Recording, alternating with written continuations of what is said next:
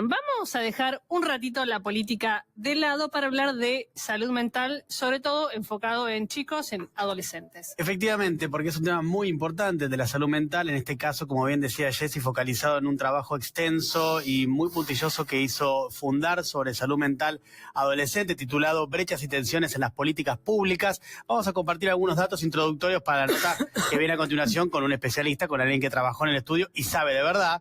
Pero arranquemos con estos datos de salud mental adolescente en la Argentina. 4,1% del presupuesto en salud está destinado a salud mental en total, ¿ok? Y dentro de ese 4,1%, solo el 0,4% está dedicado a salud mental adolescente. Me refiero, por supuesto, al presupuesto de salud, ¿no? Dentro del total del presupuesto de salud tenés ese 4,1% de salud mental y 0,4% para adolescentes. Y esto es interesante también para desarrollar uno de los temas que vamos a tocar en la entrevista, que tiene que ver con lo que pasa en la Argentina toda, no solamente en la ciudad de Buenos Aires o en el conurbano de la provincia, porque en 16 provincias, escuchen este dato, en 16 provincias una sola persona tiene que hacerse cargo del área de psiquiatría infanto-juvenil de más de 10 centros. Una sola persona, imagínense lo que puede llegar a rendir, que debe tener ella problemas o él problemas de salud mental, porque la verdad que para atender a toda esta gente es casi imposible, ¿no? Por lo menos debe tener estrés de mínima. Los turnos además tienen demoras de más de 2 meses. Es también interesante para ver cuánto tiempo se tarda en el abordaje a una persona a un joven, un adolescente en este caso, que tiene necesidad de ir a una consulta vinculada con esta temática que es la salud mental.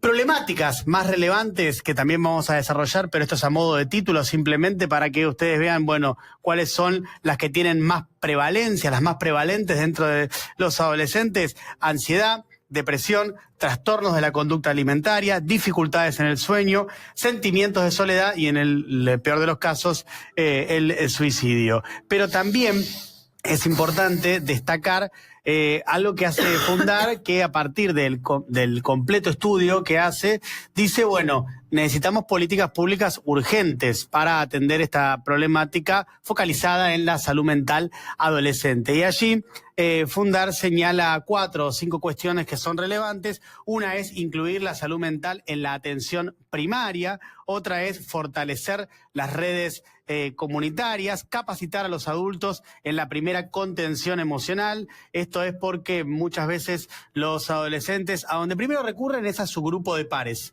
Y luego tal vez le puedan preguntar a algún adulto. Es importante que el adulto mínimamente tenga algún tipo de conocimiento de saber qué hacer. Por supuesto que tiene que ser tratado con profesionales. No va a ser un adulto el que esté a cargo del tratamiento en caso de que corresponda a este adolescente, pero sí es importante que una mínima noción para saber cómo tratar esta cuestión cuando viene un adolescente y le dice que se siente mal o le está pasando algo. Bueno, también es importante adecuar y distribuir mejor la inversión en Argentina y formar en escucha a quienes ya trabajan con adolescentes. Esto en cuanto a como los títulos centrales de las políticas públicas que propone Fundar en este completo estudio.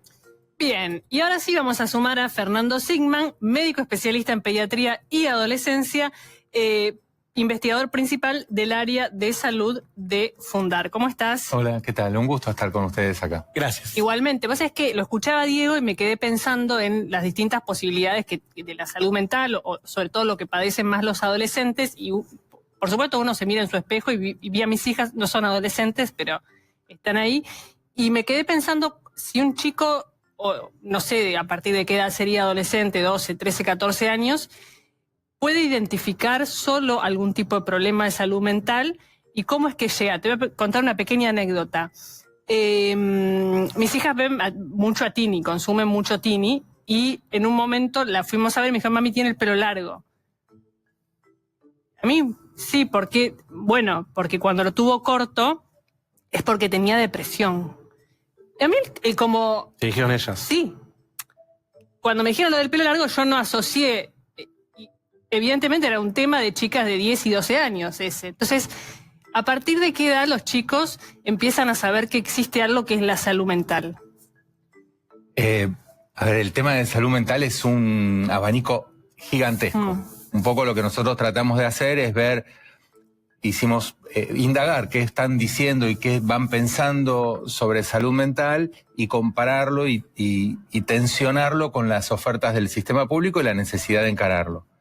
Adolescencia para la Organización Mundial de la Salud es de 10 a 19 años, juventud es de 15 a 24, ahí hay un solapamiento. Son categorías que en lo concreto, digamos, sirven para población, pero hay mucha elasticidad. Alguien empieza un poco antes, después. Pero se toman 10 a 19 años porque en general alrededor de las 10 ya empiezan todos los cambios corporales, la pubertad e impactar en sensaciones, en emociones. Una cuestión es saber sobre salud mental. No hay educación sobre salud mental. Hay malestar, hay bienestar. Y quizás señalás un hueco, porque en el estudio, las cuestiones que nos llamó la atención es que todavía la escuela tiene un lugar importante en brindar conceptos. ¿No? Te decían, en la escuela me dijeron que la salud es algo integral, que incluye lo emocional. Es decir, hay un rol todavía importante en la escuela. Pero no hay una educación en salud mental, entonces ese hueco está más llenado por las redes. Y hay algo muy interesante que ocurre, que nos dijeron también, hay un proceso de autoetiquetamiento. Entonces vos quizás estás triste, pero caíste en algún lugar que te dice, porque te dicen las redes, si vos te pasa esto es que tenés tal cosa, entonces te puede decir vos tenés depresión, y después entras en alguna burbuja en la cual te pueden estar diciendo, bueno, estos son los ítems del diagnóstico de la depresión. Entonces vos lo lees y decís, bueno, de estos tengo, y no es un especialista que te lo está diciendo. Y en la adolescencia, donde estás buscando identidades, muchas veces, esa quizás una tristeza o un dolor por un duelo, termina siendo, soy depresivo. ¿Y eso cómo te impacta? Y eso te impacta en tu identidad. No es lo mismo presentarte como depresivo y que te vean y construir esa imagen de depresivo, y quizás estás ocultando algunas cuestiones que requieren un abordaje más directo y sencillo al etiquetarte de esa manera. Muchas cuestiones de la salud mental, sobre todo en adolescentes, pero en general se pueden resolver en la comunidad y con pares, sin grandes especializaciones, con buena escucha y con grados de participación, vos podés ir resolviendo lo que sucede. ¿Pares es otro adolescente? ¿O pares que...? Pares cuando dije en general la salud mental y hablé de todas las edades. Ok. Ahora, los chicos, como dijo Diego hace un ratito, primero recurren a los pares. Entonces también podés dotar de herramientas a los pares. Y para que se entienda lo que quiero decir, voy a un ejemplo de otro campo, en la educación sexual integral. Probablemente, hoy por hoy, si una chica, pongamos de ejemplo, ¿no?, requiere anticoncepción, su grupo de amigas puede decirle, lo conseguís acá, lo conseguís allá. Esto no era una realidad hace 15 años, no existía eso. Hubo ESI, hay distribución de anticonceptivos, hay normativas que habilitan. Entonces esa información puede circular entre pares. Con salud mental se puede hacer lo mismo. Hay experiencias y hay sistemáticas para hacer una educación en salud mental, pero también brindar primeros auxilios emocionales. ¿Y les dicen los chicos en el estudio, por ejemplo, qué pasa cuando recurren a algún adulto? Sí. Los chicos nos dijeron, y las chicas nos dijeron que nosotros les pusimos la palabra, encuentran a los adultos vacilantes. Es una mezcla entre no confiables, entre que están pero no están. Dos ejemplos que les van a sonar cotidianos. Una chica nos decía casi textual, hubo una situación de bullying en la escuela, vino la psicopedagoga, nos dijo, chicos, no se peleen, háganse amigos, y se fue. No suena irreal, suena posible, ¿no? Bueno, ocurre muchas veces. Hay muy buenas experiencias en las escuelas, pero también ocurren estas. Y después a veces el sencillo, tenés techo, tenés comida, no embromes con tus preocupaciones porque tenés asegurado lo principal. Esa manera quizás de minimizar los sentimientos. Como si fuera algo de la voluntad. Claro, no te falta también. nada. El clásico no te falta nada. No te falta nada. Pero, Fernando, Otra chica, perdón, te dice, Sí. tuve que tener una crisis para que mis padres se dieran cuenta que realmente yo necesitaba. qué interesante esto último que decís, como para que reaccionen sería. Lo acabas de responder igual, porque mi pregunta era si cuando le preguntabas a los chicos por la intervención de un adulto, era un adulto siempre del marco institucional, por ejemplo, que dabas antes de la psicopedagoga, o también del ámbito de la intimidad, que yo, como puede ser el padre o la madre. Tenés todo, no te quejes, Padre o madre. es padre o madre. Sí, el adulto. Por eso en nuestras recomendaciones hay como dos líneas. Una, los adultos cercanos, ¿no? Hay formas por comunicación pública, educación social, que uno puede dar algunas herramientas. Y después están los adultos que tienen responsabilidades. El 87, 85% de los chicos llegan a tercer año del secundario. Estuvieron con adultos y están con adultos todo el tiempo. Ahí, yo sé que los docentes van a decir, una función más nos quieren dar, pero conviven y pasan. Hay una vida en la escuela que va más allá de los contenidos formales y hay que prestarles atención porque hay que aprovechar ese lugar donde los chicos están en interacción directa con otros chicos. El principal detector es la escuela. O debería, es donde los chicos más tiempo están. En tu casa. Y bueno, pero en casa no te apelota nadie. Como pediatra yo te diría que el principal detector son los padres. Claro, el padre o la madre, ¿no? No, pero un chico que anda con problemas, capaz que el padre no, donde seguro se refleja es en la escuela. ¿O no? Funciona ida y vuelta. Digo, a veces, ahí me pongo en el lugar de médico pediatra, te vienen con el diagnóstico, son los padres. Al chico le pasa esto, hay que ponerle el nombre, pero lo que se sabe lo que les pasa son los padres muchas veces. Hay muchos chicos que su familia tampoco es tan funcional ni presta tanta atención.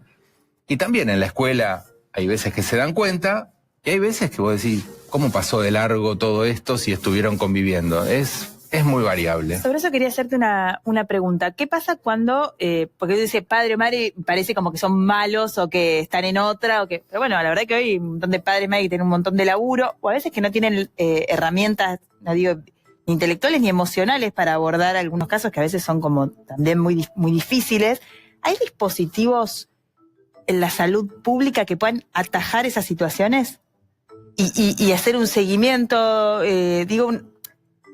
Un chico adolescente, 15 años, está viviendo una situación o que tiene esas crisis y que tiene problemas de salud mental, una madre o un padre que por ahí están solos, que no tienen ¿Cómo hace? Porque siento que a veces no tienen escapatoria. Lo que pudimos poner en evidencia con el informe, con este estudio, y yo sé que me lo estás preguntando como más en lo personal, no en lo personal, pero en lo diario cotidiano, pero tiene su reflejo, digamos. No hay muchos dispositivos. No hay en toda la gama de la atención de la salud mental.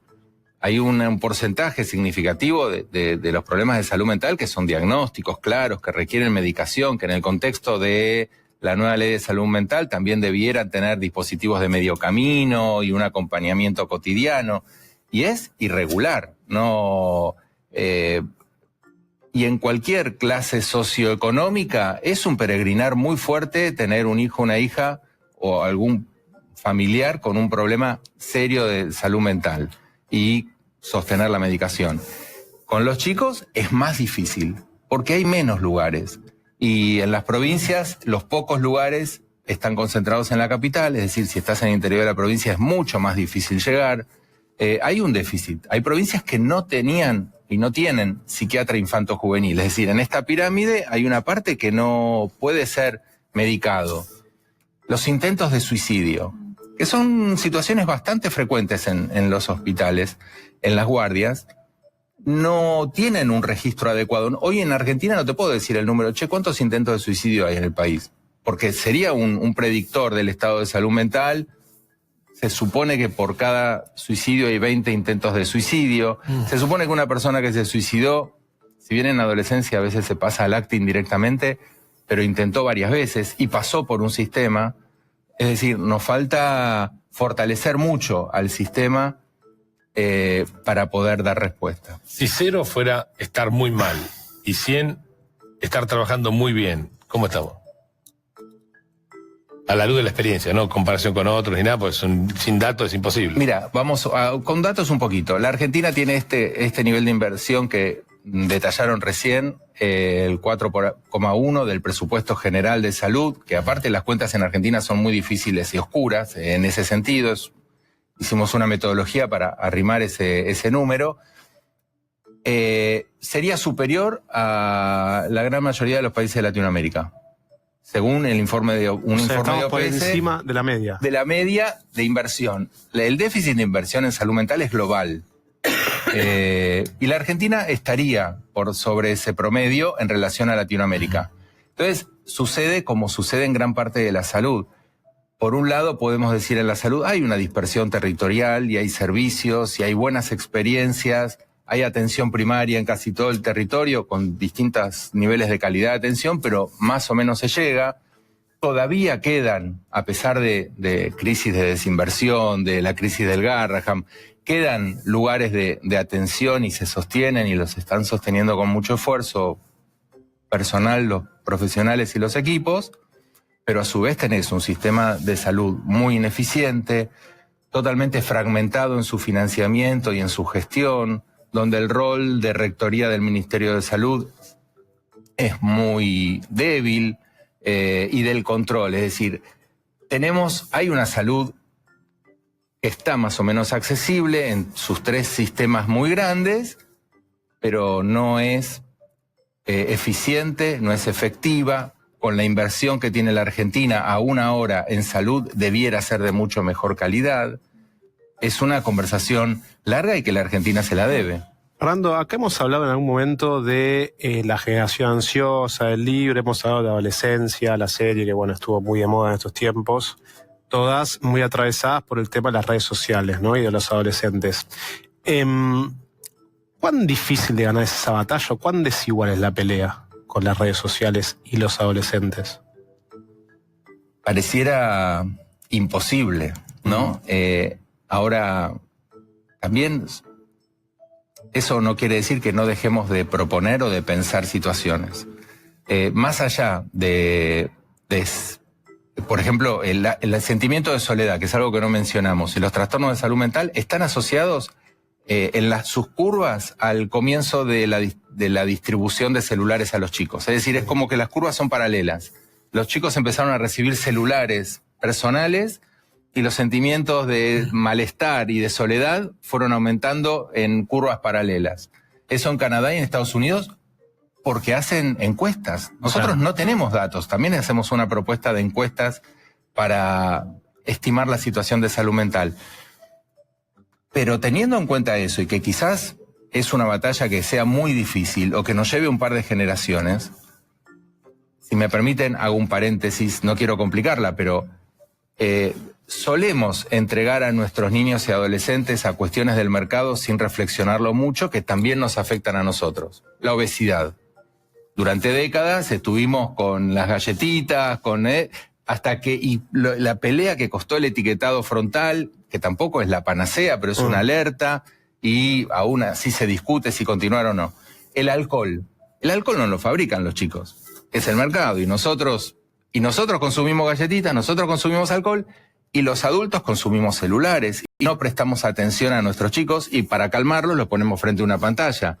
Es decir, nos atrapa a todos, pero al mismo tiempo nosotros se lo entregamos a los chicos sin poder reflexionar esto que les va a afectar. Dicho todo esto, hay ansiedad, hay depresión, eso requiere dispositivos de atención. Hay intentos de suicidio, requieren dispositivos de atención. Más allá de que si ganemos la pelea con los celulares, si la etiología la podamos, digamos, las causas y los determinantes en algún momento los entendamos y podamos resolverlos, se requiere que haya servicios, se requiere que haya especialistas, se requiere que la comunidad pueda resolver los problemas más básicos de salud mental. Y esto nos involucra a todos. Y también se requiere que los padres puedan, por lo menos, plantearse que es necesario hablar con sus chicos. Gracias, Fernando, por haber estado acá hoy para hablar de un tema tan sensible, ¿no? Para todos. Y ahora vamos al hacha.